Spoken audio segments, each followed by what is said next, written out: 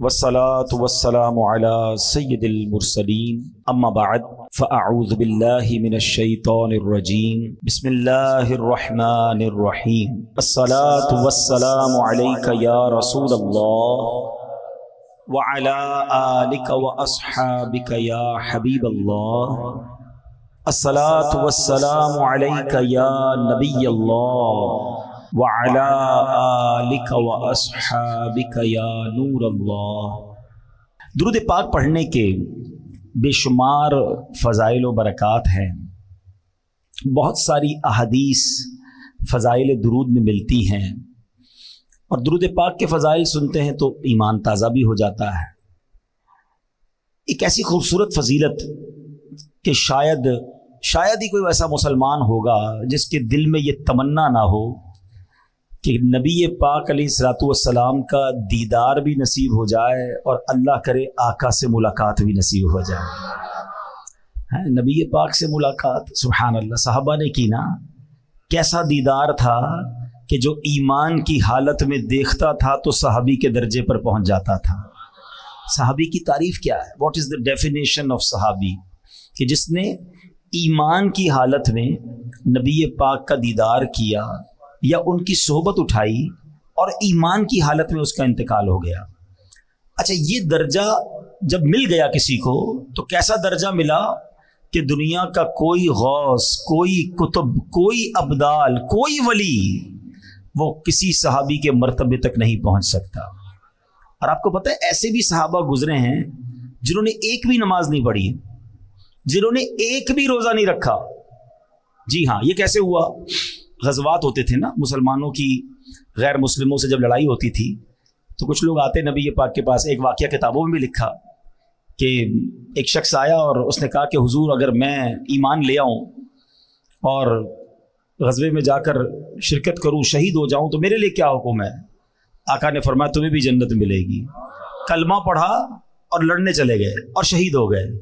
کوئی نماز ہی نہیں پڑھی، کوئی سجدہ ہی نہیں کیا، لیکن چونکہ دیدار مصطفیٰ ہو چکا تھا، ایمان کی حالت میں جلوہ جانا دیکھ لیا تھا، تو کروڑوں نماز پڑھنے والے، سجدے کرنے والے، لاکھوں عبادتیں کرنے والے ایک طرف، اور جس نے جلوہ جانا دیکھ لیا اس کا مرتبہ ایک طرف۔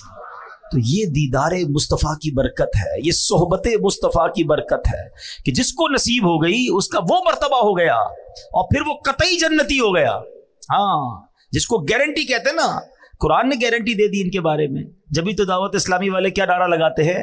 ہر صحابی نبی، ہر صحابی، ہاں، چاہے وہ چند گھنٹے، چند منٹ پہلے مسلمان ہوئے ہوں، مگر چونکہ جلوہ جانا دیکھا، صحبت مصطفیٰ اٹھائی، تو وہ درجہ مل گیا کہ زمانے کا غوث بھی اس کا مرتبہ نہیں پا سکتا۔ تو اب سمجھو دیدار مصطفیٰ کی بات ہے۔ ایک عشق والی بات بھی کہہ دیتا ہوں۔ بہت پہلے مجھے ایک شخص نے ایک بات کہی تھی، وہ کہتے ہیں نا کچھ باتیں دل میں گھر کر جاتی ہیں۔ انہوں نے ایک بات کہی تھی کہ مدینہ شریف میں ملاقات ہوئی تھی، اور انہوں نے ایک جملہ کہا کہ پتہ ہے کدھر آئے ہو؟ مدینے جاتے ہیں لوگ، شاپنگ کر رہے ہوتے ہیں، ہنسی مذاق کر رہے ہوتے ہیں، گھوم پھر رہے ہوتے ہیں۔ انہوں نے فرمایا پتہ ہے کدھر آئے ہو؟ اگر 1450 سال پہلے آ جاتے تو صحابی بن جاتے۔ ایک جملہ کہا انہوں نے، لیکن سمجھ والوں کے لیے بہت بڑی بات ہے کہ یہی تو ہوتا تھا نا کہ آقا کے زمانے میں لوگ دور دور سے آتے تھے، ایمان لاتے تھے، دیدار کرتے تھے، صحابی بن جاتے تھے۔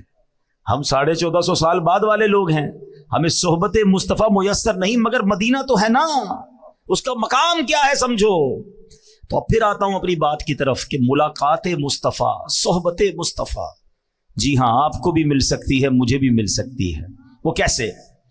نبی پاک صلی اللہ تعالی علیہ وسلم نے خود فرمایا کہ جو کوئی شخص، حدیث پاک کا مضمون ہے، مجھ پر روزانہ 50 بار درود پاک پڑھے گا، کل بروز قیامت میں اس سے مصافحہ فرماؤں گا۔ ہائے ہائے، مصافحہ کس سے؟ سرور کائنات سے صلی اللہ تعالی وسلم۔ دیدار ہونا بڑی بات ہے، آقا فرمانے میں مصافحہ کروں گا، اللہ اکبر۔ اور قیامت کے دن نبی پاک کا جسم اقدس جس سے ٹچ ہو جائے اس کا کام کیسا بن جائے گا؟ آؤ یہ پوچھو حضرت انس سے۔ حضرت انس رضی اللہ عنہ صحابی رسول ہیں، آپ کے گھر میں ایک دسترخوان تھا، ایک بڑا سا رومال تھا، جب بھی اس رومال کو دھونے کی ضرورت پیش آتی تھی نا تو حضرت انس کیا کرتے تھے، اس رومال کو آگ میں ڈال دیتے اور تھوڑی دیر بعد باہر نکالتے تو میل جل جاتا تھا، کپڑا صاف ہو جاتا تھا۔ ہم کیا کرتے ہیں، واشنگ مشین میں ڈالتے ہیں، وہ آگ میں ڈالتے تھے۔ کسی صحابی نے کہا حضور یہ کون سا طریقہ ہے میل صاف کرنے کا؟ آپ نے فرمایا بات یہ ہے کہ ایک بار سرکار دو عالم صلی اللہ تعالی علیہ وآلہ وسلم میرے گھر تشریف لائے تھے، میرے آقا نے اس کپڑے کو ہاتھ لگایا ہے، جب سے ہاتھ لگایا ہے دنیا کی آگ اثر ہی نہیں کرتی ہے۔ اب مجھے بتاؤ جب کپڑے پر نبی پاک ہاتھ لگا لیں، دنیا کی آگ اثر نہ کریں، جس مسلمان سے ہاتھ ملا لیں اس کا کیا حال ہو جائے گا؟ پھر جہنم کی آگ نے کیا کرنا ہے؟ وہ نعت کا شعر ہے نا، آقا کا گدا ہو اے جہنم میں تو بھی سن لے، وہ کیسے جلے جو کہ غلام مدنی ہو، وہ کیسے جلے جو کہ غلام مدنی ہو۔ اب درود پاک، اب سوچ لو کتنے پڑھنے ہیں درود، کنجوسی نہ کرو، درود پڑھنے پکڑ لو اس کو۔ بیمار ہو درود پڑھو، پریشان ہو درود پڑھو، روزی کا پرابلم ہے درود پڑھو، اولاد چاہیے درود پڑھو، ٹینشن ہے درود پڑھو، مدینے جانا ہے درود پڑھو، دیدار مصطفیٰ کرنا ہے تو درود پڑھو۔ ہاں ہر درد کی دوا ہے، صلی علی محمد، تعویذ ہر بلا ہے، صلی علی محمد۔ میں بھی نیت کروں اور آپ بھی نیت کریں، کثرت کے ساتھ درود پاک پڑھنے ہیں۔ آئیے مل کر محبت کے ساتھ بآواز بلند درود پاک پڑھ لیں، صلو علی الحبیب صلی اللہ تعالی علی محمد صلی اللہ علیہ وسلم۔ ایک بہت ہی خوبصورت حدیث پاک، اس میں ایک بڑا پیارا واقعہ، اور یہ بخاری شریف میں حدیث پاک موجود ہے، اور یہ حدیث کا میں آپ کو خلاصہ پیش کروں گا۔ امیزنگ سٹوری ہے، کمال کا سبق آموز واقعہ ہے۔ چلے ایک چھوٹی سی بات اور کر لو، اشارہ کہہ کے نکل جاؤں گا۔ کچھ لوگ کہتے ہیں یار آپ واقعات بڑے سناتے ہیں، کوئی قرآن و حدیث کی بات کیا کرو، واقعات بڑے سناتے ہیں۔ تو میں تو بخاری سنا رہا ہوں۔ نبی پاک علیہ الصلوۃ والسلام نے جا بجا صحابہ کو واقعات بتائے ہیں۔ اچھا قرآن پاک جس نے پڑھا ہے، چلو ہم قرآن کی بات کرتے ہیں۔ قرآن میں کتنے واقعات ہیں؟ 100 سے زیادہ واقعات قرآن میں۔ سورہ بقرہ کو بقرہ کیوں کہتے ہیں؟ بقرہ کہتے ہیں گائیں کو، اس میں گائے والا واقعہ ہے۔ سورہ نمل چونٹی کی سورت، چونٹی کا واقعہ ہے، ٹھیک ہے جناب۔ سورہ کہف میں 3 واقعات موجود ہیں، ٹھیک ہے نا۔ تو واقعات ہی واقعات ہیں، 100 کے قریب واقعات۔ سورہ یوسف پورا حضرت یوسف علیہ السلام کی سیرت کا واقعہ موجود ہے۔ تو نہ جانے کیوں ان کو پرابلم ہے۔ ایکچولی پہلے سمجھے بات، قرآن میں واقعات کیوں ہیں، حدیث میں واقعات کیوں ہیں۔ اب سائنس جا کر سمجھی ہے۔ اب آپ دیکھیں بچوں کو کوئی بھی بات سکھانی ہوتی، کوئی سٹوری سناتے ہیں اسکول میں، کیوں سناتے ہیں؟ سٹوری سے بات سمجھ آ جاتی ہے، فٹ ہو جاتی ہے ادھر۔ یہ انسان کی سائیکی ہے، انسان کی نفسیات ہے، قرآن کا اسلوب ہے، قرآن کا انداز ہے کہ سمجھانا ہے تو پچھلی قوموں کے واقعات قرآن نے بیان کیے، پھر سمجھایا انہوں نے ایسا کیا تم نہ کرنا، ورنہ وہ برباد ہوئے تم بھی برباد ہو جاؤ گے۔ بالکل اسی طرح احادیث میں واقعات بھرے ہوئے ہیں۔ تو جن کو واقعات سے پرابلم ہے، لگتا ہے انہوں نے خود قرآن و حدیث نہیں پڑھی ہے۔ اب میں بخاری شریف کا واقعہ سنانے جا رہا ہوں، اب غور سے سنیے گا۔ نبی پاک علیہ الصلوۃ والسلام نے فرمایا کہ بنی اسرائیل کے 3 آدمیوں کا یہ واقعہ بیان کیا کہ بنی اسرائیل میں 3 شخص تھے۔ ان میں سے ایک برس یعنی کوڑ کے مرض میں گرفتار تھا، ایک گنجا تھا، اس کے بال ہی نہیں آتے تھے، ایک بندہ تھا جو اندھا تھا، اس کی آنکھیں نہیں تھیں۔ اب اللہ کریم کی طرف سے ان کا امتحان سلیکٹ ہوا کہ ان کا امتحان کرنا ہے۔ تو اب کیا ہوا، ایک انسانی صورت میں فرشتہ آیا اور اس نے آ کر پہلے برس کے مریض سے پوچھا، جس کے جسم پر کوڑ کا مرض تھا، کہ تجھے سب سے زیادہ کیا چیز پسند ہے؟ تو یہ انسان کی فطرت ہے کہ وہ وہی پسند کرتا ہے جو اس کے پاس نہیں ہوتی ہے۔ یہ ایک انسان کی پرابلم ہے۔ تو اس کے جسم پر سفید داغ تھے، دھبے تھے، کوڑ کا مرض تھا، کہ مجھے اچھا رنگ اور صاف جلد بڑی پسند ہے۔ فرشتے نے اس کے جسم پر ہاتھ پھیرا، ہاتھ پھیرنا تھا کہ اس کا جسم بالکل صاف ستھرا ہو گیا، جلد بھی صاف ستھری ہو گئی، کوڑ کا مرض ختم ہو گیا۔ اب اس سے پوچھا تجھے کون سا مال زیادہ پسند ہے؟ تو وہ کہتا ہے مجھے اونٹ بڑے پسند ہیں۔ تو فرشتے نے اس کو ایک حاملہ اونٹنی دی، بچہ دینے والی اونٹنی دی اور برکت کی دعا دی اور فرشتہ چلا گیا۔ اب فرشتہ گنجے کے پاس آیا کہ تجھے کیا پسند ہے؟ کہتا ہے میری تو تمنا یہ بس بال آ جائے، سر پہ بال ہی نہیں ہے، بڑی کوشش کی ہے مگر بال نہیں ہے۔ تو فرشتے نے اس کے سر پر ہاتھ پھیرا، بہترین بال آ گئے، بڑا خوبصورت بال آ گئے۔ کہا اچھا بتا مال کون سا پسند ہے؟ تو وہ کہتا ہے کہ بس مجھے ایک گائے بڑی پسند ہے۔ اس زمانے میں جانور مال ہوتا تھا۔ اب بھی جو گاؤں گوٹ کے لوگ ہیں نا، شاید شہر والوں کو سمجھ نہ آ رہا ہو کہ پیسے مانگنے تھے، گاڑیاں مانگنی تھی، کیا کسی نے اونٹ مانگا، کسی نے گائے مانگی۔ گاؤں گوٹ کے لوگوں کے لیے اب بھی یہ ان کا مال ہوتا ہے، ہم شہر والے ہمیں شاید اس کا اندازہ نہیں۔ بہرحال اس نے کہا کہ مجھے گائے بڑی پسند ہے۔ فرشتے نے حاملہ گائے جو بچہ دینے والی گائے تھی اس کو دی، برکت کی دعا دی اور آگے چلا گیا۔ اب تیسرے کے پاس پہنچا فرشتہ، وہ کون تھا؟ اندھا۔ تو فرشتے نے پوچھا کہ تجھے کیا پسند ہے؟ کہتا ہے اندھے کو کیا چاہیے؟ آنکھیں چاہیے، میں تو دیکھ ہی نہیں سکتا دنیا میں کیا ہو رہا ہے، کاش مجھے آنکھیں مل جائیں۔ فرشتے نے اس کی آنکھ پر ہاتھ پھیرا، دعا دی، اس کی آنکھیں روشن ہو گئی۔ پوچھا کون سا مال پسند ہے؟ وہ کہتا ہے مجھے بکریاں بڑی پسند ہیں۔ فرشتے نے اسے حاملہ بکری دی، بچہ دینے والی بکری دی اور دعا کی، برکت کی اور چلا گیا۔ اب اللہ کا کرنا دیکھیں کہ جو برس والا تھا اس کو اونٹنی دی تھی، گنجے کو بال بھی دی اور گائے بھی دے دی، اندھے کو آنکھیں بھی مل گئیں اور بکریاں بھی مل گئیں۔ اب اللہ پاک نے اتنی برکت دی کہ تینوں کے پاس ریوڑ کے ریوڑ ہو گئے، یعنی دوسرے لفظوں میں وہ لاکھوں پتی ہو گئے، کروڑ پتی ہو گئے۔ اب کچھ عرصے کے بعد وہی فرشتہ دوبارہ گیا ان کے پاس، اور اب اور شکل میں گیا، ایک غریب آدمی کی شکل بنا کر، اور وہ جو برس والا تھا کوڑی تھا، جس کو برس بھی ٹھیک ہو گیا، بہت ساری اونٹنیاں بھی ہو گئی۔ تو کہا میں غریب آدمی ہوں۔ فرشتہ اس کے پاس جا کے کہتا ہے اور میرے پاس کچھ کھانے پینے کو نہیں، زیادہ راہ بھی نہیں ہے۔ اللہ تعالیٰ نے تجھے کتنی خوبصورت جلد دی ہے، کتنا خوبصورت جسم دیا ہے، اتنے سارے اونٹ بھی دیے ہیں، ایک اونٹ مجھے دے دو تاکہ میں بھی منزل تک پہنچ جاؤں۔ یہ سن کر وہ ناشکرا انسان بولتا ہے کہ میرے خرچے بہت زیادہ ہیں، میں تجھے کچھ نہیں دے سکتا۔ اب فرشتہ کہتا ہے میں تجھے جانتا ہوں، تو وہی تو نہیں جس کو کوڑ کی بیماری تھی، لوگ تجھ سے نفرت کرتے تھے، تو غریب اور محتاج تھا، پھر اللہ پاک نے تجھے مال دیا۔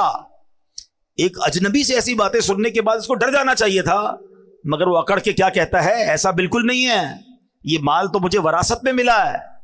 اللہ اکبر۔ اب فرشتے نے جب اس کی ناشکری والے الفاظ سنے نا، تو کہا اگر تو اپنی بات میں جھوٹا ہے اور اگر ایسا ہی ہے تو اللہ تجھے ویسا ہی کر دے جیسا پہلے تو تھا۔ اب فرشتہ گنجے کے پاس آیا، اس کے پاس بھی مال، اس کے پاس بہت ساری گائیں، سر پر بال بھی ہیں۔ اس نے کہا کہ مجھے اللہ کی راہ میں کچھ دے دو، ایک گائے مجھے دے دو، میں غریب آدمی ہوں۔ کہا نہیں میں تمہیں کچھ نہیں دے سکتا۔ کہا تو وہی تو نہیں جس کے سر پر بال بھی نہیں تھے اور کچھ مال بھی نہیں تھا، اللہ نے تجھے دیا؟ کہتا نہیں مجھے وراثت میں ملا ہے، یہ میں نے سب کمایا ہے۔ فرشتے نے کہا اگر تو جھوٹا ہے تو تو بھی ویسا ہی ہو جائے جیسا پہلے تھا۔ اب تیسرے کے پاس آیا، اندھے کے پاس، آنکھیں مل چکی تھی، غریب مسافر بن کر کہتا ہے کہ اللہ نے تجھے آنکھ کی نعمت بھی دی ہے، میں اسی رحمان کا تجھے واسطہ دیتا ہوں، مجھے ایک بکری دے دو تاکہ میں اپنی منزل پر پہنچ جاؤں۔ اچھا وہ جو اندھا تھا نا، جو آنکھ والا ہو گیا، اس کو اپنا دور یاد آ گیا کہ ایک زمانے میں بھی بڑا غریب تھا، میرے پاس بھی کچھ نہیں تھا، آج ایک غریب میرے دروازے پر آیا ہے۔ وہ بولا بھائی میں تو پہلے اندھا تھا، اللہ نے مجھے آنکھیں دی، یہ کرم رب نے کیا۔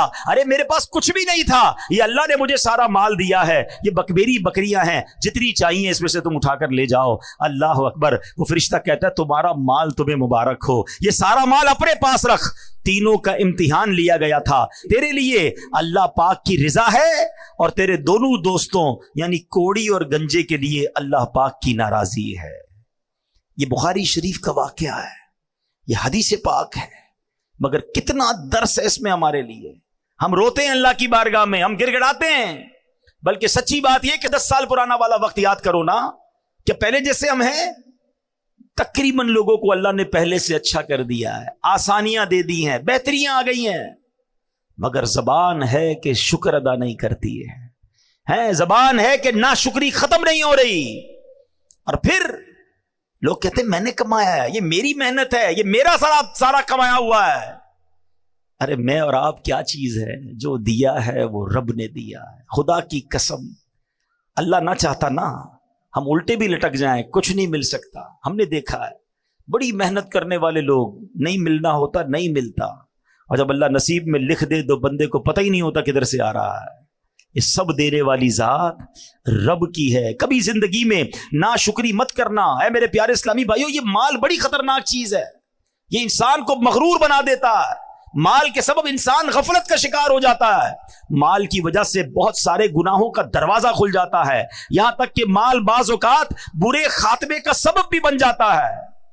البتہ یہ تمام مال کی برائیوں کی جو جڑ ہے نا، وہ جڑ پتہ ہی کیا ہے؟ جب انسان اس سارے مال کو اپنی ملکیت سمجھ لے، جب آدمی مال کو اپنی ذاتی ملکیت سمجھتا ہے، خون پسینے کی کمائی سمجھتا ہے، تو اب غرور آنا شروع ہو جاتا ہے، اللہ اکبر، خود پسندی آنا شروع ہو جاتی ہے، میں نے کیا ہے۔ نہیں جناب، اللہ کرے کہ اچھا ایسے لوگوں کو پتہ ہے پھر معاذ اللہ زکوٰۃ بھی ٹیکس لگتی ہے کہ زکوٰۃ اور صدقہ میں نے کمایا اور اللہ کی راہ میں دے دوں، جب میرا ہے میں نے کیا میں کیسے دے دوں؟ اور ایک وقت آتا ہے زکوٰۃ دینے کا بھی جی نہیں چاہتا ہے۔ اے میرے پیارے اسلامی بھائیوں، ہم میں سے کوئی بھی سونے کا چمچ لے کر منہ میں پیدا نہیں ہوا۔ ہم جب دنیا میں آئے تھے تو خالی ہاتھ تھے، ارے جسم پر لباس بھی نہیں تھا۔ رب نے ہمارے ماں باپ کے دلوں میں رحم ڈالا، انہوں نے لباس پہنایا، انہوں نے کھانا کھلایا، مگر عطا کس نے کیا؟ وہ رب نے کیا۔ کاش ہمارا یہ ذہن بن جائے کہ جو کچھ میرے پاس ہے وہ میرا نہیں ہے، میرے رب نے دیا ہے، یہ اللہ کی عطا ہے، وہ جب چاہے واپس لے سکتا ہے۔ میں آپ کو ریسنٹ مثال دے دیتا ہوں نا، پرانی باتیں تو چھوڑو۔ ترکیہ اور شام میں جو زلزلہ آیا ہے، لوگ کہتے ہیں میرے پاس، ایسی ایسی باتیں کرنے والے باتیں کرتے ہیں، اتنے پیسے ہیں ہمارے پاس 7 پشتے کھائیں تو ختم نہیں ہوگا۔ ارے بھولے تمہاری، سیکنڈوں میں چلا جا سکتا ہے، 40 سیکنڈ لگے۔ میں تو موجود تھا نا، میں 6 تاریخ کو زلزلہ آیا، میں 7 کو ترکیہ پہنچا، ہماری موجودگی میں بھی زلزلے آ رہے تھے، یعنی میں نے اپنی آنکھوں سے دیکھا، بڑی بڑی بلڈنگیں، عالی شان بلڈنگیں، لگژری فلیٹس، کروڑوں روپے کے وہ فلیٹس ہوں گے، علاقہ بتا دیتا ہے۔ گھر موجود ہے اور لوگ زمین پہ پڑے ہوئے ہیں، ہمت نہیں ہو رہی بلڈنگ میں جانے کے لیے۔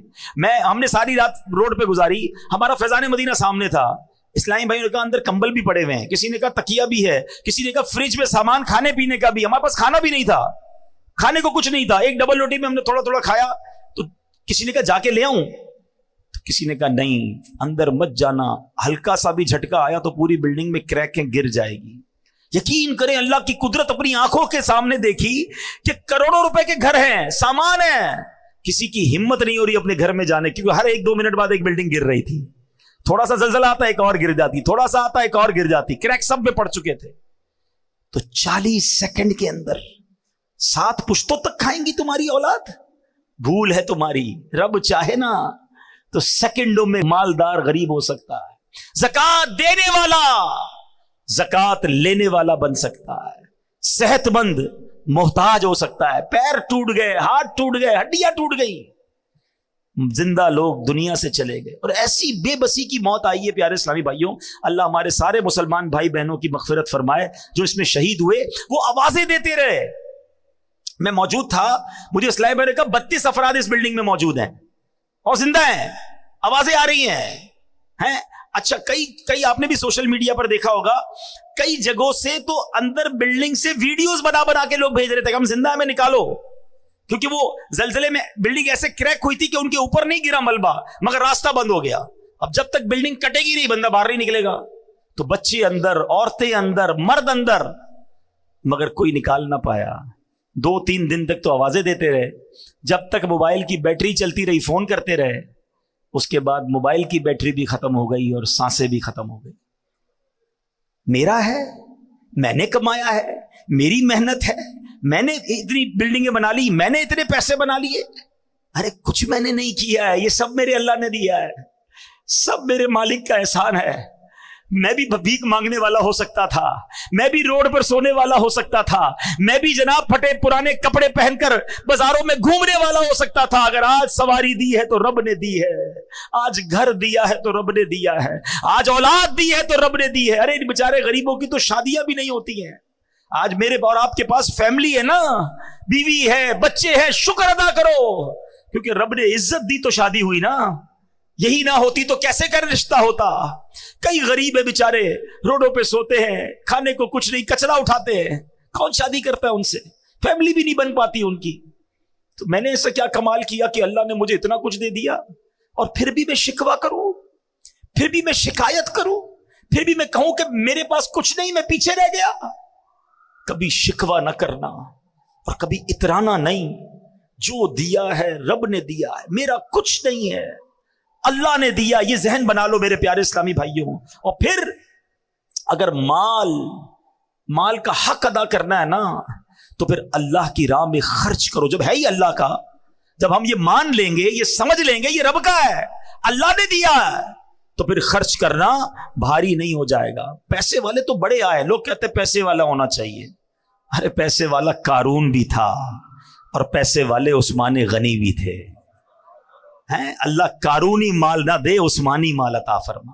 اللہ سے دعا مانگا کرو، یا اللہ پیسے دے دے، نہیں یہ نہ کہا کرو اے اللہ مال دے تو تیری راہ میں خرچ کرنے کا دل بھی عطا فرما، مال دے تو عثمانی مال عطا فرما. میں کئی بار سنتا رہتا تھا، پڑھا بھی تھا کہ حضرت عثمان غنی کے مال میں اللہ نے کتنی برکت دی. پتہ ہے کیا کرتے تھے؟ وہ ہر بار خرچ کر دیتے تھے اللہ کی راہ میں، دل کھول کر خرچ کرتے. اللہ نے برکت کیسی ڈالی؟ آپ دنیا سے چلے گئے، آپ کے باغ رہ گئے، آپ کے کنویں رہ گئے. حضرت عثمان کا باغ آج بھی مدینے میں موجود ہے، کنواں بھی موجود ہے اور پراپرٹیز بھی ہیں. تو گورنمنٹ نے کیا کیا کہ ایک وقف عثمان بنا دیا. جتنے پیسے اس باغ سے، ان پراپرٹی سے آتے ہیں، اس سے وہ غریبوں کی مدد کرتے ہیں. مجھے ابھی بتایا کسی نے ریسنٹلی کہ مدینے شریف میں ایک ہوٹل ہے، 5 اسٹار یا 4 اسٹار ہوٹل ہے، اس کا نام ہی وقف عثمان ہوٹل ہے. حضرت عثمان کے اکاؤنٹ سے اتنے پیسے جمع ہو گئے کہ ایک ہوٹل بنا دیا گیا ہے، اور اس ہوٹل میں جتنے حاضرین رہیں گے، زائرین رہیں گے، وہ پیسے جمع ہوں گے، وہ بھی وقف عثمان پہ خرچ ہوتے رہیں گے. میں سوچنے لگا اللہ اکبر، حضرت عثمان غنی کا ثواب تو سوچو. وہ آج مزار میں ہیں مگر 1450 سال ہو گئے صدقہ ان کا جاری ہے. مال بہت سو کے پاس آیا جناب.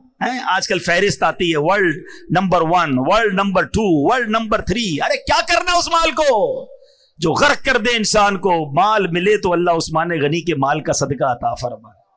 قارون کے پاس کیا تھا؟ کتنا مال تھا آپ کو پتا ہے؟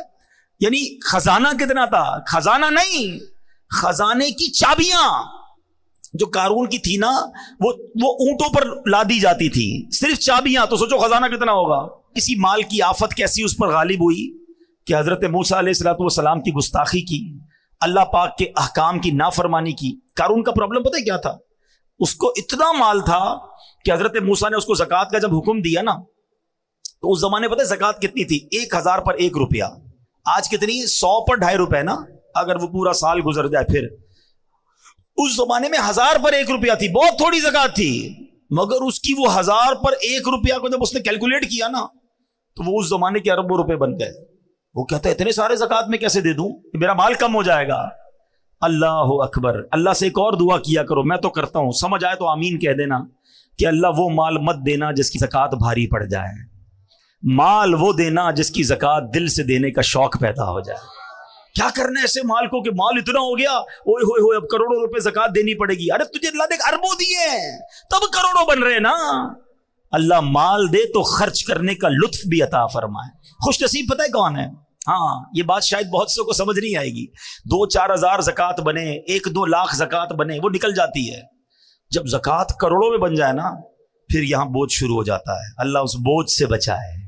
مزہ خوش نصیب پتہ ہے کون ہے؟ کہ جب بھی وہ اللہ کی راہ میں خرچ کرے نا، اس کے دل میں خوشی داخل ہو، وہ مزہ کرے، انجوائے کرے، وہ سمجھ لے اچھا آدمی ہے. مزہ آ رہا ہے نا تمہیں اللہ کی راہ میں خرچ کر کے، فکر نہیں ہو رہی، ٹینشن نہیں ہو رہی، بوجھ فیل نہیں ہو رہا، سمجھ لو دل میں معاملہ ٹھیک ہے. لیکن جیسے ہی میں کسی غریب کی مدد کرتا ہوں، مسجد میں دیتا ہوں، اللہ کی راہ میں خرچ کرتا ہوں، اور ادھر تکلیف شروع ہو جاتی ہے نا، سمجھ لو دیر از سم تھنگ رانگ، گڑبڑ ہے. اللہ کا مال اللہ کی راہ میں دے رہا ہوں، تکلیف کیوں ہو رہی ہے؟ مجھے ایک بات بتاؤ، آپ کے پاس کوئی بندہ کہے یار یہ میرے 1 لاکھ روپے رکھنا، میں بعد میں لے لوں گا، اور تھوڑے دنوں بعد آپ کو فون کرے میں بندہ بھیج رہا ہوں اس کو 5000 دے دینا، تکلیف ہوگی آپ کو؟ کیوں نہیں ہوگی بھائی؟ اسی کے ہیں، لاکھ روپے رکھوائے ہوئے ہیں، 5000 مانگ رہا ہے، تو تکلیف کس بات کی ہے؟ ہمارے پاس اللہ نے، مثال دے رہا ہوں، مثال کے طور پر لاکھ روپے رکھوائے اور 1 سال بعد 2500 روپے کا حکم آتا ہے کہ 2.5% زکوٰۃ دے دو. تکلیف کس بات کی ہے؟ تکلیف پتہ کس بات کی؟ یہ میرے ہیں. اگر جس دن تم نے مان لیا نا اللہ کے ہیں تو کوئی تکلیف نہیں ہوگی. اللہ تیری راہ میں دے رہا ہوں. اچھا مزے کی بات کیا ہے؟ اللہ کی راہ میں دیتے ہو، اللہ اور بڑھا دیتا ہے. اللہ نے وعدہ فرمایا اور بڑھا دوں گا. اچھا پھر فطرہ، اس کو دینے کو پرابلم ہو رہی ہوتی ہے لوگوں کو، قربانی اس میں پرابلم ہو رہی. اللہ کا ہی مال ہے بھائی، اور اللہ ملٹیپلائی بھی کر رہا ہے. میں گارنٹی دیتا ہوں, مجھ سے نہ پوچھیں, کسی سے بھی پوچھ لیں, جو حلال کماتا ہے اور پوری زکات دیتا ہے, ہر سال اللہ اس کی زکات میں اضافہ فرما دیتا ہے. زکات میں اضافے کا مطلب کیا ہوا؟ مال بھی بڑھ گیا نا, مال بڑا تو زکات بڑھی نا. اس کا مطلب یہ طے ہے کہ اللہ کی راہ میں خرچ کرنے سے مال کم نہیں ہوتا. یہ بس دل کا فطور ہے کہ دیتے وقت پتہ نہیں کیوں پرابلم ہوتی ہے. جس کو تکلیف ہوتی ہے نا, وہ اپنے دل کا علاج کر لے کہ یار یہ میرے دل میں اتنی خباثت ہے کہ میرے رب نے مجھے مال دیا اور اسی کی راہ میں خرچ کرنے پہ مجھے پرابلم کیوں ہوتی ہے. خوش ہوا کرو. سچی بات یہ ہے, میں نے کئی سال پہلے ایک جملہ کہا تھا, دوبارہ کہہ دیتا ہوں, اللہ کرے میرے بھی دل میں بیٹھ جائے, آپ کے بھی دل میں بیٹھ جائے, کہ جب بھی اللہ کی راہ میں خرچ کیا کرو نا, سجدہ کیا کرو, شکر ادا کیا کرو, یا اللہ تیری مہربانی, تو نے دینے والا بنایا, مانگنے والا نہیں بنایا. ہاں, یہ رب کی مہربانی ہے. اور جس دن تم دینے والے, خوشی والے بن گئے نا, اللہ یہ ہاتھ دینے والا ہی رکھے گا, کبھی مانگنے والا نہیں بنائے گا, کیونکہ تمہیں دینے میں خوشی ہو رہی ہے.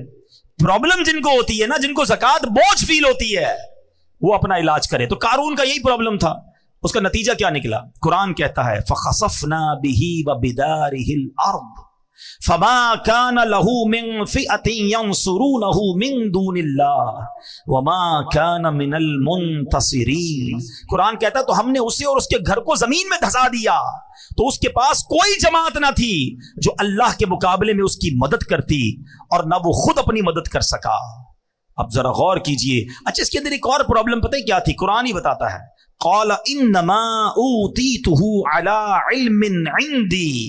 قارون کہتا تھا کہ یہ تو مجھے ایک علم کی بنا پر ملا ہے جو میرے پاس ہے. وہی والی بات, میں نے کمایا ہے, میں نے محنت کی ہے, میں نے جناب بڑا کمپیوٹر کا کورس کیا جب جا کے پیسے بنے, میں نے فلاں یونیورسٹی کی ڈگری لی ہے نا تب جا کے 2 لاکھ روپے کی نوکری ملی ہے. ارے میں نے کتنے سال کاریگر کے ساتھ بیٹھ کر کام سیکھا ہے تب جا کے میرا یہ کارخانہ بنا ہے. یہی ہم کہتے ہیں نا, یہ والا علم تھا, یہ والی سوچ تھی. قارون نے بھی یہی کہا, میرے پاس ایک علم ہے, اس علم کی وجہ سے مجھے یہ خزانہ ملا. اللہ اکبر.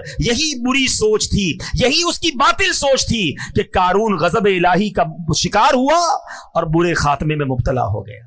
کچھ نہیں ہے میرے پاس, جو دیا ہے رب نے دیا ہے. فقط اللہ کی مہربانی سے تمہیں ترقی مل رہی ہے. ہمیشہ میرے پیارے اسلامی بھائیوں یہ ذہن رکھیے گا. ارے سبحان اللہ, علامہ ابو الحسن شاذلی فرماتے ہیں کسی شے کے متعلق ملکیت کا دعویٰ کرنے اور دل میں اس کی ملکیت کا خیال لانے سے بچو, کیونکہ جو بندہ ملکیت کا دعویٰ کرتا ہے وہ کامل مومن نہیں ہوتا. اللہ پاک تو خود فرماتا ہے ان اللہ اشتری من المؤمنین انفسهم واموالهم, بے شک اللہ نے مسلمانوں سے ان کے مال اور جان خرید لیے ہیں. ہم تو بک چکے ہیں بھائی, جنت کا سودا ہوا ہے نا, اللہ کے حبیب نے سودا کروایا ہے. ہم نے اپنے مال اور اپنا جان اللہ کی بارگاہ میں بیچ دیا ہے. تو جب ہمارا ہے ہی کچھ نہیں تو پھر دعویٰ کیسا؟ اللہ کرے کہ ہمارا یہ ذہن بن جائے. اچھا, ایک اور خوبصورت بات, ابھی جو میں مثال دے رہا تھا کہ کوئی بندہ لاکھ روپے ہمارے پاس رکھوائے اور 5,000 روپے مانگے تو ہمیں کیا کہے گا؟ آپ کی مہربانی, آپ نے 5,000 دے دیے. نہیں کہے گا نا, اسی کے پیسے تھے, اس نے مانگے. مگر اللہ کی شان دیکھو, مال دیا رب نے, احسان کیا رب نے, اور اب جب ہم اللہ کی راہ میں خرچ کرتے ہیں تو اللہ قرآن میں کیا فرماتا ہے؟ سبحان اللہ, میرے رب کی شان کریمی دیکھو.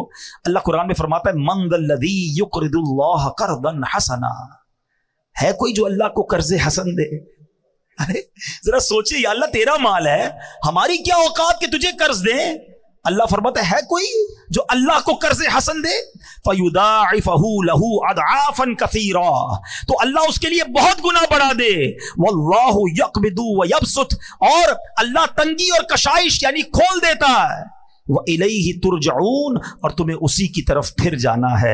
اللہ اکبر. تفسیر صراط الجنان میں اس آیت کے تحت ہے کہ راہ خدا میں اخلاص کے ساتھ خرچ کرنے کو قرض سے تعبیر فرمایا. یہ اللہ کا کمال درجے کا لطف و کرم ہے, کیونکہ بندہ بنایا ہوا اسی کا, مال اس کا عطا فرمایا ہوا, حقیقی مالک وہ, جبکہ بندہ اس کی عطا سے مجازی ملک رکھتا ہے. مگر قرض سے تعبیر کیوں کی گئی؟ علماء نے بڑی بحث کی. اللہ یہ فرما دیتا ہے کوئی جو اللہ کی راہ میں خرچ کرے, یہ کیوں فرمایا ہے کوئی جو اللہ کو قرض دے؟ اس کی پتہ وجہ کیا ہے؟ علماء کہتے ہیں جب بندہ کسی کو تحفہ دیتا ہے نا, گفٹ کرتا ہے, تو واپسی کی امید نہیں ہوتی ہے. دے دیا نا. اور کسی کو قرضہ دیتا ہے تو کیا ہوتا ہے؟ واپس ملے گا. کب دو گے بھائی؟ مہینے کے کتنے دو گے؟ گارنٹی کیا ہے؟ قرضہ الگ ہے, तोहफा अलग है।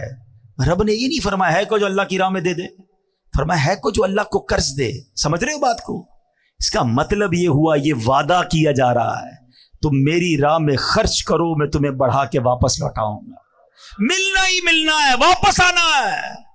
काश ये बात, ये फॉर्मूला समझ आ जाए। बल्कि सच्ची बात बताऊं, अगर कोई गरीब बैठा है ना मेरा भाई, रोजगार का प्रॉब्लम है, कर्जे में डूब गया है, कोई प्रॉब्लम आ गई है, ये मत समझो कि मैं अल्लाह की राह में कैसे खर्च करूंगा। बल्कि किबला मुफ्ती कासिम साहब ने एक बड़ी प्यारी बात तफसीर कुरान सिरातुल जिनान में लिखी कि दुनिया भर के अमीरों का जायजा लेना तो मेजॉरिटी यानी अक्सरियत उनमें कहीं ना कहीं अच्छे काम में कुछ ना कुछ खर्च कर रही होती है, इसलिए उनका माल बढ़ रहा होता है। और दुनिया भर के गरीबों का सर्वे करें ना तो अक्सरियत उनमें वो जो अल्लाह की राह में खर्च नहीं करती कि मैं तो पहले ही गरीब, मेरा क्या काम खर्च करना। फरमाया इसलिए गुर्बत से निकल नहीं पा रहा।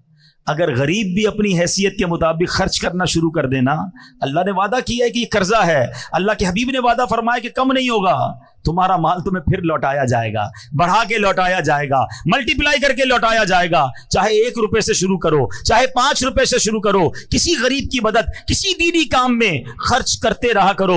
वो कैसे लौटाता है अब जरा सुनते जाना। मैं मुख्तसरन 1-2 हदीसें और 1-2 वाकयात सुनाता हूँ। सहाबी रसूल हजरत अबू हुरैरा रदी अल्लाह तआला अन्हु से रिवायत है, अल्लाह अकबर, ये भी बुखारी शरीफ की हदीस है। अल्लाह पाक के आखिरी नबी रसूल हाशमी सल्लल्लाहु तआला अलैहि वसल्लम ने फरमाया, ऐसा कोई दिन नहीं जिसमें बंदे सवेरा करें और 2 फरिश्ते ना उतरें, जिनमें से एक कहता है इलाही सखी को ज्यादा अच्छा इवज दे और दूसरा कहता है इलाही कंजूस को बर्बाद कर दे।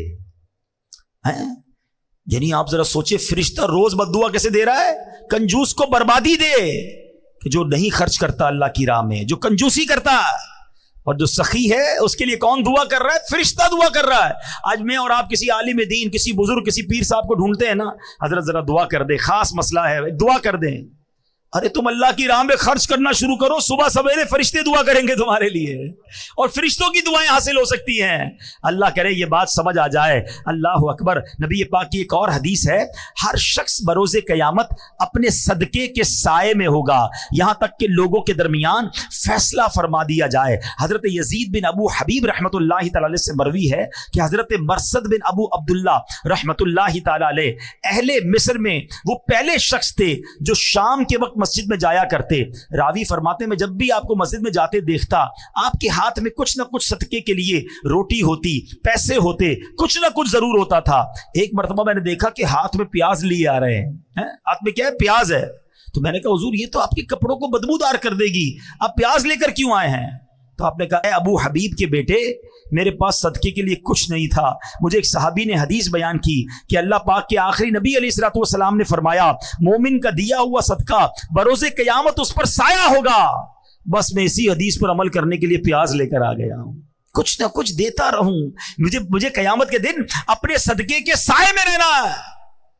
अपनी ये आदत बनाओ मेरे प्यारे इस्लामी भाइयों, रोजाना है। अल्हम्दुलिल्लाह आपको पता है दावत इस्लामी वाले बड़ा प्यारा सा एक मदनी सदका बॉक्स देते हैं, वो घर में रख लो। रोज घर से निकलते हुए 1 रुपया कुछ ना कुछ खुद डालें, अपने बच्चों से डलवाएं। सदका बीमारियां दूर करता है, सदका बलाएं दूर करता है, सदका आफतें दूर करता है। पता है रिवायतों में आता है बला उतरती है और बंदा सदका करे ना, सदका उसे रोक लेता है। अब सदके और बलाई में लड़ाई शुरू हो जाती है, मगर बला को सदका बंदे पर उतरने नहीं देता है। अच्छा, फिर हमारा कॉन्सेप्ट भी बड़ा निराला है। हम कहते हैं यार मौलाना साहब ने बयान किया था सदका करो पैसे बढ़ जाएंगे। मैं तो रोज सदका कर रहा हूँ, पैसे बढ़ते ही नहीं है। वही 1000 रुपए की सेल है 10 गुना मल्टीप्लाई होकर मिलेगा।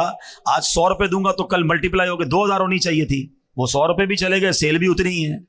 तो अब प्रॉब्लम पता है क्या, कि हमारा माइंड सेट माल को मल्टीप्लाई करने में। अब मैं आपसे सवाल करता हूं, आप 100 रुपए सदका करें, उसके बदले 1000 रुपए मिल जाए, ये अच्छा? या बाहर रोड पे निकलकर आपका एक्सीडेंट होना तो अल्लाह ने वो एक्सीडेंट बचा लिया, आपकी टांग टूटने वाली थी अल्लाह ने उससे बचा लिया, दुकान में आग लगने वाली थी अल्लाह ने उससे बचा लिया। अल्लाह बेहतरीन फैसला करने वाला है ना, है। किसी के माल में बरकत दे दी जाती है, किसी से बलाएं डाल दी जाती है। सदका बलाएं भी तो टालता है ना।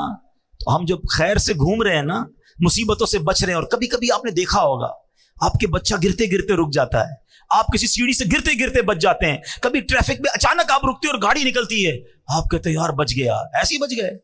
ये कोई नेकी थी, یہ کوئی دعا تھی، یہ اللہ کی رحمت تھی، تمہیں بچایا گیا، شکر ادا کرو. ہیں یار فلاں برابر دکان میں آگ لگی، میری دکان میں کچھ نہیں ہوا. ایک صاحب خود بتا رہے اپنا واقعہ کہ میں 25 رمضان کو دعوت اسلامی کے مرکز آیا کچھ اچھی رقم لے کر، اور میں نے وہاں پر آ کر وہ عطیات دے دیے. کہتے ہیں 26 رمضان کو میری فیکٹری پر اتنی بڑی آفت آئی کہ میرے کروڑوں روپے برباد ہو سکتے تھے. اس کی میں ڈیٹیل نہیں بتاتا، لیکن 1 روپے کا مجھے نقصان نہیں ہوا. کہتے میں حیران ہو گیا، میرے دوست حیران ہیں کہ یار یہ والی پرابلم جس کی بھی فیکٹری میں ہوئی اس کے کروڑوں برباد ہوئے، تیرے کیسے بچ گئے؟ کہتے میرا ایمان ہے، میں نے 25 تاریخ کو جا کر اللہ کی راہ میں خرچ کیا، اللہ نے اگلے دن میرے اوپر سے وہ آفت ڈال دی.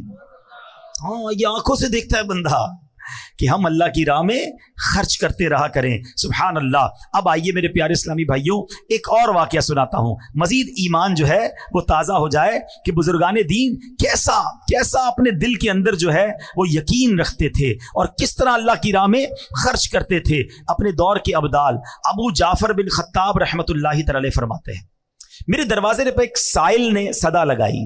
ایک غریب آیا، اس نے پیسے مانگے. میں نے زوجہ سے پوچھا کچھ ہے تمہارے پاس؟ جواب ملا 4 انڈے ہیں. تو میں نے کہا مانگنے والے کو دے دو. اس نے 4 انڈے اس سوالی کو دے دیے. اس سائل انڈوں کی خیرات لے کر چلا گیا.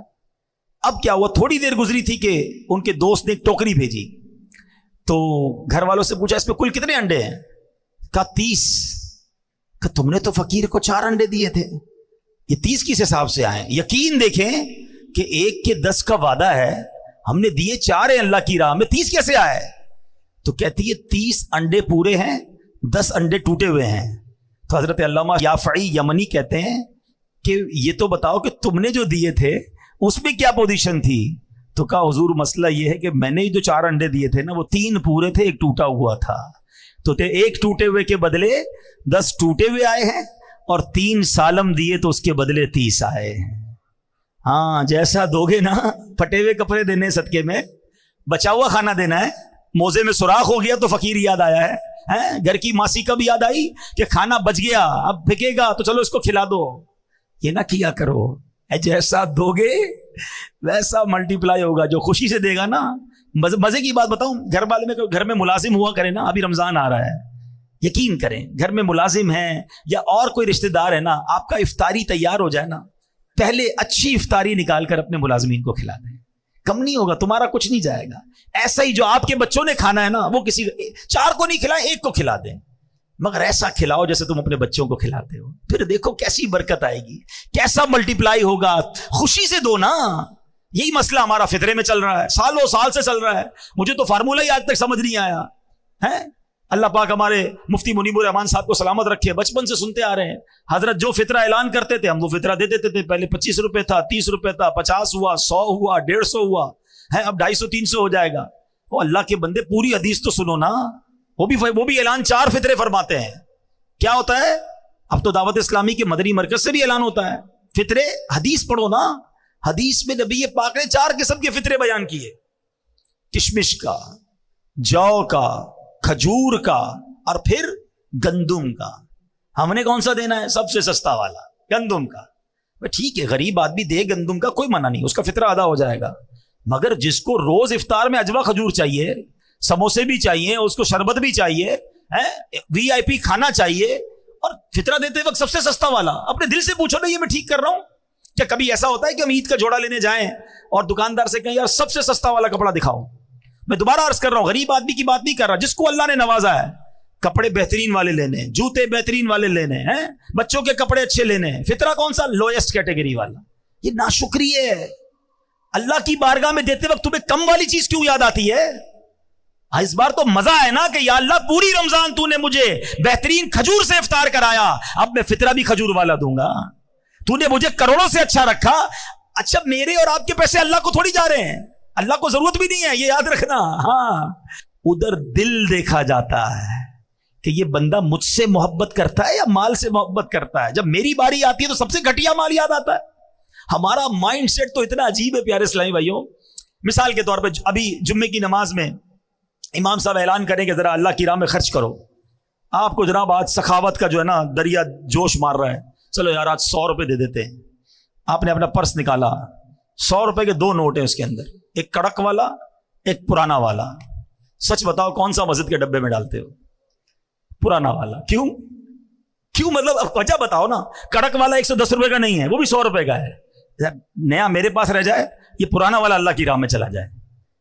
इससे चेक कर लो, अपना पैरामीटर चेक कर लो कि जब भी अल्लाह की बारगाह में देने की बारी आती है ना, मुझे पुरानी घटिया फेंकने वाली चीज क्यों याद आती है?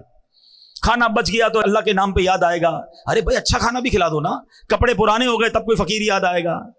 अल्लाह की राह में खुशी से दो। चौथे पारे की पहली आयत है, लन तनालुल बिर्रा हत्ता तुनफिकू मिम्मा तुहिब्बून। अल्लाह फरमाता तुम उस वक्त तक भलाई तक नहीं पहुंच सकते जब तक अपनी प्यारी चीज अल्लाह की राह में खर्च ना कर दो। अच्छा, जब सहाबा ने ये आयत सुनी ना, कोई आता कहता हुजूर ये बाग है ना, मेरी सारी प्रॉपर्टी में ये बाग मुझे बड़ा पसंद है, ये अल्लाह की राह में देता हूं। हुजूर मेरे सारे माल में ये घोड़ा मुझे बड़ा पसंद है, मैं ये अल्लाह की राह में देता हूं। जो बेस्ट पसंद था ना वो दिया करते। हमें जो पसंद नहीं है वो अल्लाह की राह में बांटना है। कितना फर्क है? कैसे होगा मुझे बताओ ना, मसला हल कैसे होगा? खुशी के साथ बेस्ट अल्लाह की राह में दो और दिल से दो। अच्छा, बाज़ औक़ात पता है कुछ लोग क्या कहते हैं, यार जो मुझे पसंद है ना वो एक ही है, मेरे पास वो चीज एक ही है, वो दे दूंगा तो चली जाएगी। तुम्हारे पास एक है ना, मेरे अल्लाह के पास एक थोड़ी है। तुम दो, अल्लाह तुम्हें इससे अच्छी बता फरमा देगा ना। तो सहाबाए किराम तो ऐसे थे कि बेहतरीन चीज खर्च करते थे। हम क्या करते हैं? बल्कि हमारा तो ऐसा अजीब माइंड सेट है, किसी के 4 बच्चे हो ना, एक बच्चा बड़ा होशियार, सबक पूरा याद करता है, इसको डॉक्टर बनाएंगे। दूसरा बच्चा घर के खिलौने भी खुद ठीक कर लेता है, बड़ा दिमाग टेक्निकल है, इसको इंजीनियर बनाएंगे। तीसरा बच्चा हिसाब किताब में बड़ा तेज है, इसको अकाउंटेंट बनाएंगे। चौथा बच्चा बहुत शरारती, कुछ भी याद नहीं करता, बल्कि जबान भी उसकी तोतली है, सही बात भी समझता नहीं है, इसको मदरसे में डाल देते हैं। यार आप सोचो यार, ये क्या हो रहा है? यानी हमारे घर में जो बच्चा हमारे काम का नहीं वो अल्लाह की राह में देना है। ये बहुत बड़ी अजीब बात है। सच बताऊं, घर का बेहतरीन बच्चा आलिम दीन बनाओ। हाँ, ऐसा बच्चा जो ज़हीन हो ना, यार इसको मुफ्ती बनाऊंगा, ये पूरी दुनिया में जाके दीन का डंका बजाएगा। हम कहते हैं हमारे उलमा आउटडेटेड है, हमारे उलमा इस तरह बात नहीं करते जिस तरह लोगों को बात करनी चाहिए। और उलमा बनाने के लिए बच्चे कौन से दे रहे हो? दो ना अपने खानदान का बेहतरीन बच्चा कि जो आलिम बनकर पूरी दुनिया में दीन का डंका बजाए, तब मजा आएगा ना। आप रॉ मटेरियल कौन सा देते हो मदरसे में? तो ये अजब जहन बन गया है। तो मेरे प्यारे इस्लामी भाइयों, जब रब की बारगाह में देने की बारी आए ना, खुश दिली के साथ, मजे के साथ बेहतरीन दो। वो दिल देखता है कि ये मेरा बंदा मुझसे प्यार करता है या माल से प्यार करता है। अंडे दिए थे ना, जो पूरे अंडे थे उसके बदले पूरे आए, जो टूटे थे उसके बदले टूटे अंडे आए।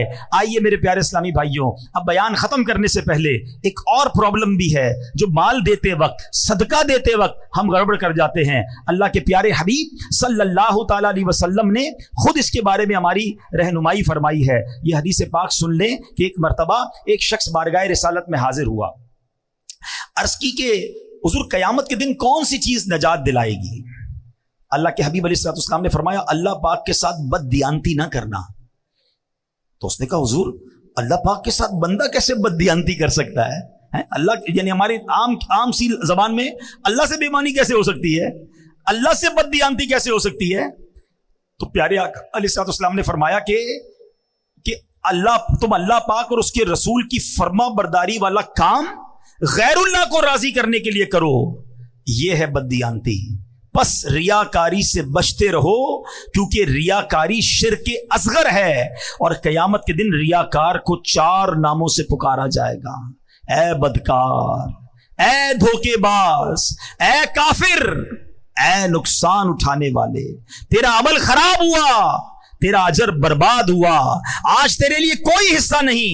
ए धोखा देने की कोशिश करने वाले, अपना सवाब उसके पास तलाश कर जिसके लिए अमल किया करता था। ये बड़ा मसला है। अव्वल तो नेकी होती नहीं, नेकी हो जाए तो छुपती नहीं, बेचैनी शुरू हो जाती है। पता तो चले ना, माँ बदौलत ने इतने पैसे दिए, जरा इमाम साहब नाम लेके ऐलान करें ना। हैं वो पहले जमाने में क्या होता था कि भाई वो अखबार में तस्वीर खिंचवाते थे, बड़ा मुश्किल होता था, बड़े बड़े लोगों की आती थी। अब तो हर बंदे के अपना अखबार है। पहले कहते नेकी कर दरिया में डाल, अब नेकी कर सोशल मीडिया पे डाल। हर चीज वीडियो बनानी है, हर चीज की तस्वीर बनानी, हर चीज लोगों को बतानी कि इतना सदका दिया, इतना खैरात दिया। वो अभी रमजान आएगा, पहले भी हुआ था कि राशन का 1 बोरा होता था, वो गरीब को 1 बोरा 5 बंदे मिलके दे रहे हैं, सब सेल्फी बना रहे हैं, देखो इस गरीब की हमने मदद की है। उसके दिल पर क्या गुजरती होगी? ना करो ऐसा। एहसान नहीं जताना है। मैंने शुरू में बताया मेरा और आपका जब है ही कुछ नहीं तो एहसान किस बात का जताना। तो ये रियाकारी जो है ना, ये बड़ा खतरनाक वार है शैतान का। और सिर्फ ये सदका खैरात में ही, नमाज वाले को भी रियाकारी आती है। मैं तहज्जुद पढ़ता हूँ, मैं तो 5 टाइम नमाज बाजमात पढ़ता हूँ, क्यों बताना है भाई लोगों को? तहज्जुद तो अकेले में पढ़ी जाती है, आप दुनिया को बता रहे हैं, ठीक है ना? ऐसी हर रोजेदार रजब शाबान रमजान के मैं रोजे रखता हूँ। किसने पूछा आपसे? भाई रोजा तो है ही ऐसी इबादत जब तक बताए ना पता नहीं चलती। मगर हमें पेट में दर्द शुरू हो जाता है, मैंने रोजा रखा है, सामने वाले को क्यों नहीं पता? चेक करो अपना दिल। हदीस पाक में नबी पाक ने जुमला छोटा नहीं फरमाया, अल्लाह से बददियानती है ये, अल्लाह के साथ बेईमानी हो गई ना। इबादत अल्लाह की कर रहे हैं, दिखा दूसरों को रहे हैं, और दूसरों को दिखाने के लिए कर रहे हैं। तो ये ना करें, कहीं ऐसा ना हो सारा सफर बेकार हो जाए। तो अल्लाह की राह में इस बार खर्च करें, दिल खोल कर करें, पूरा रमजान इबादत करें, मगर रियाकारी से बचें। अच्छा, अब आखिरी बात, रियाकारी वाली बात हो या इस तरह की कोई भी बात हो ना, इतना मरदूद है शैतान कि जब ऐसी बात करते हैं ना, हमें कोई और बंदा याद आता है। हाँ यार, ये हजरत सही कह रहे हैं, वो फलां आदमी ना जब भी चंदा देता है ऐलान करवाता है, बहुत बड़ा रियाकार है। भाई किसी और के लिए मैं नहीं कह रहा, अपने आप को चेक करो, वो किस नीयत से कर रहा है वो जाने, उसका रब जाने। बात सूरतों में ऐलान करने की इजाजत है। अब मिसाल के तौर पर मैं यहाँ ऐलान करूं कि भाई मैं 500 रुपए दे रहा हूं, आप सब भी दें, तो मेरी नीयत क्या है कि मुझे देखकर हो सकता है कुछ और भी दे दें, तो मुझे सवाब मिलेगा। इन्नमल आमालो बिन्नियात। हम अपने दिल से पूछने में क्यों ऐलान कर रहा हूं, सामने वाले का दिल चेक मत करना। तो रियाकारी से बचें, दिखलावे से बचें, और जब भी किसी की मदद करें ना, एहसान न जताएं। ये बहुत बड़ा मसला है। कुरान कहता है या अय्युहल्लज़ीना आमनू ला तुबतिलू सदक़ातिकुम बिलमन्नि वल अज़ा। ऐ ईमान वालों, अपने सदके बातिल न करो, एहसान जताकर, तकलीफ पहुंचाकर। हाँ भाई याद है ना, नौकरी करने आया था मेरे पास, 2 पट्टी के चप्पल पहनकर आया था, आज मोटरसाइकिल वाला हो गया, मेरा एहसान याद है? भूल तो नहीं किया? मैंने कर्जा दिया था, ठेला लगाता था, दुकान वाला हो गया। तेरी बहन की शादी के वक्त तू मेरे पास आया था, मैंने तेरे को कर्जा दिया था। तौबा तौबा तौबा। जो ये करता है वो सोचे वो कितनी तकलीफ पहुंचाता है उस गरीब आदमी को। अरे मेरे पास था क्या, अल्लाह की मेहरबानी थी तो मैंने इसकी मदद की है, मैं भी तो किसी के दरवाजे पर मदद लेने जा सकता था। कभी जिंदगी में एहसान मत जताना, एहसान जताने से उसको तकलीफ पहुंचती है, तुम्हारा सदका भी जाया हो गया।